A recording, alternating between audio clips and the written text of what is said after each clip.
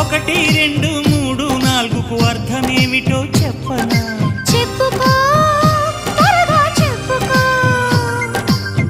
ఒకటంటే ఒకటిగా అడుగేద్దాం,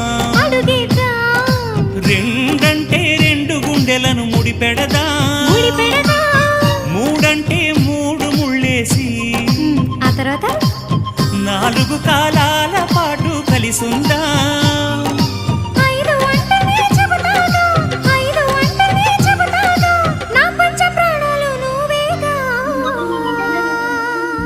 అమ్మావు ఇల్లు ఈగ చదివానాడు, ప్రేమ వలపు మనసు మమత చదివాయినాడు. ఇంకా ఏదో చదవాలంటూ పెదవి కోరుతోంది. భలేగా కొత్త చదువు చదువు, ఇలా నా ముద్దు కవిత చదువు, చెలి మురిపాల కథలు చదువు.